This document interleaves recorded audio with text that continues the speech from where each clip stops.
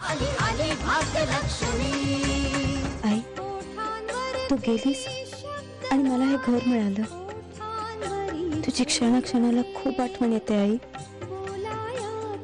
असं वाटतं तू सतत माझ्या सोबत आहेस।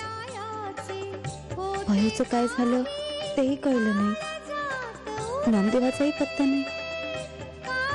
नामदेव एकदा म्हणाला होता, तुला काय आणि कसं सांगू हेच कळत नाहीये मला काशी। म्हणजे काय काय झालंय काय तिला? भयोला काहीही झालेलं नाहीये, पण लग्नाच्या पहिल्याच दिवशी तिच्या नवऱ्याचं मनोहर कामतचं तो ऍक्सिडेंट मध्ये मेला काशी। काय? अरे अरे कसं शक्य आहे?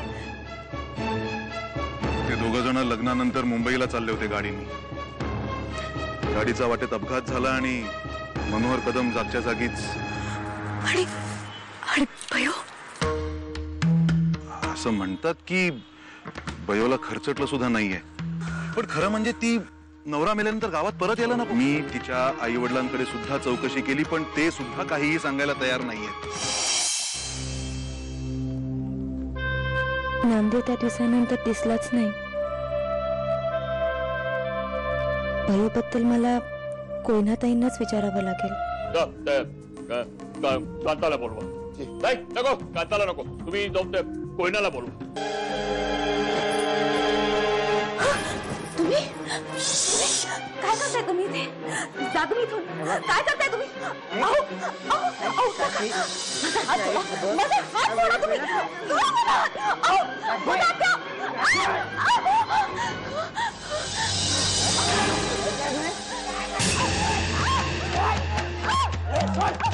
बाप्पाजीने बोलवणं पाठवलंय।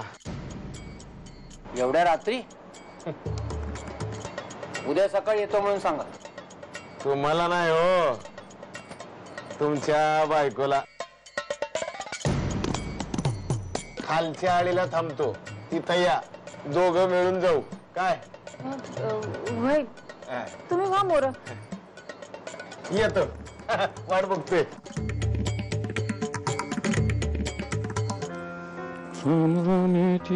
जय बाप्पाजी, कोयनेला घेऊन आलोय। ये कोयने ये। बाबा कदम जी, तुम्ही जरा बाहेर थांबा, आम्हाला कोयनेशी जरा खासगी बोलायचंय। आमची मुलगी कांता ती गरोदर आहे आणि तिला तिला लवकरात लवकर मोकळं करायचंय। बाप्पाजी, कांताची आई असती तर तिच्याशी या विषयावरती बोलली असती, पण आम्ही नाही तिच्याशी या विषयावर बोलू शकत, म्हणून ही जबाबदारी तुझ्यावर टाकतो। काय बोलायचं, कसं बोलायचं हा निर्णय तू घ्यायचास। अहो मी इथून रूमच्या बाहेरून चाललो होतो तेव्हा या काशीने मला रूम मध्ये बोलवलं। मला सांगायला लागले की या घरामध्ये तिला खूप त्रास होतोय। यात माझी काय चूक आहे? काय म्हणतोय तो? खोटं बोलतो तू, काय खोटं बोलतो तू? पुन्हा असा प्रकार घडला तर डोळे फोड त्या माणसाचे। मागे पुढे पाहू नकोस। तू आता जो विरोध केला ना त्याचा मला खूप अभिमान आहे। आज जर सुदामा दादा असते ना तर ते खूप खुश झाले असते।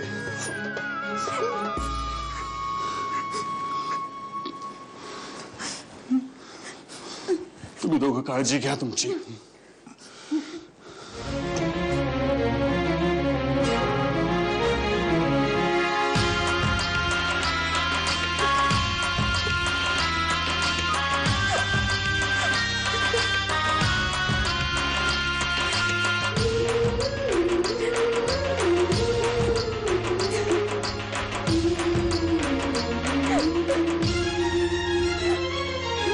चालायाचे आहे दूर अंतरात हुरहुर।